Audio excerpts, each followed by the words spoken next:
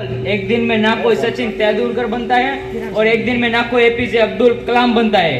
एक दिन में कोई भी आदमी एक दिन में नहीं बनता।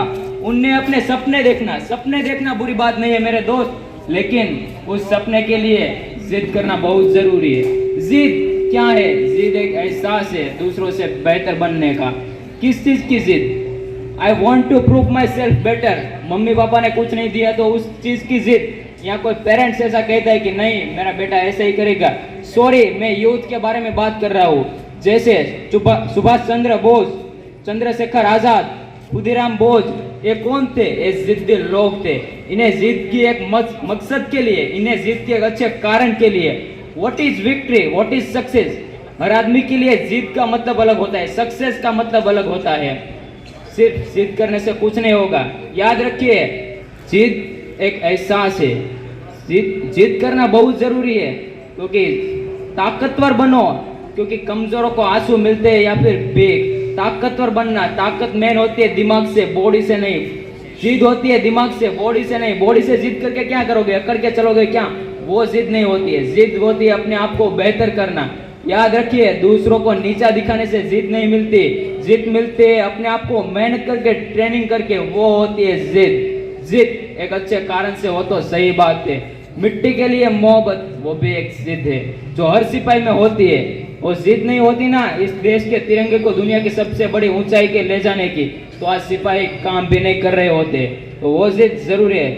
याद रखिए, इस दुनिया में जिसने कुछ बड़ा किया है ना, उनको इस दुनिया ने जिद्दी कहा है, पागल कहा है। और आपको कोई जिद्दी कहे, पागल कहे, तो उसको अपने लिए मेडल मानना, क्योंकि इस दुनिया में बहुत कम है जिन्हें जिद्दी और पागलपन की उपाधि मिली है। हमेशा प्रॉब्लम सबके लिए सेम नहीं होती मेरे दोस्त। आपका एटीट्यूड उसे डिफरेंट बनाता है। मुझे याद है बाबूजी बचपन में एक कहानी सुनाया करते।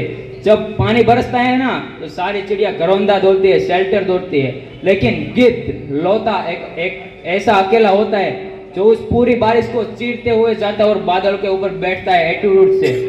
सो the problem going to be the same, बस उस व्यक्ति के बहुत फर्क है।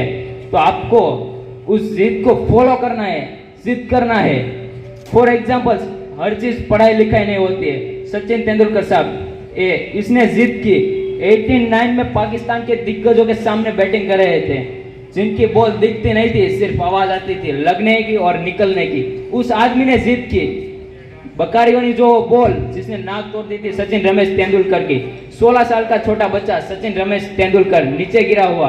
उस तरफ नवजोत सिंह सिद्धू, जो उस समय बहुत बड़े फॉर्म में थे, 6 फुट 3 इंच का आदमी, जिगर वाला Punjabi.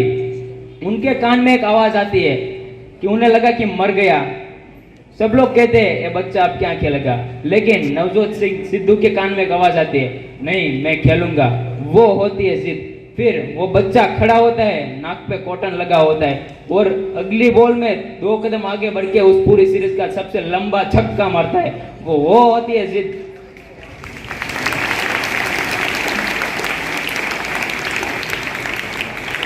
Rejection is important.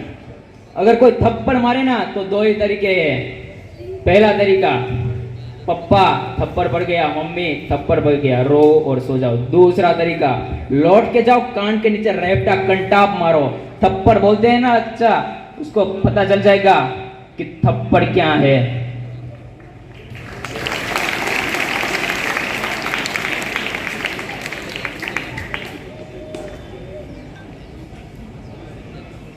Example, Sachin Tendulkar साहब। यही क्यों, आप कई लेजेंड को ले लीजिए, जैसे एपीजे अब्दुल कलाम। ये कौन थे? ये एसएसबी में रिजेक्ट किए हुए थे, लेकिन सलाम है उन्हें मेहनत को, उनके शिद्दत को।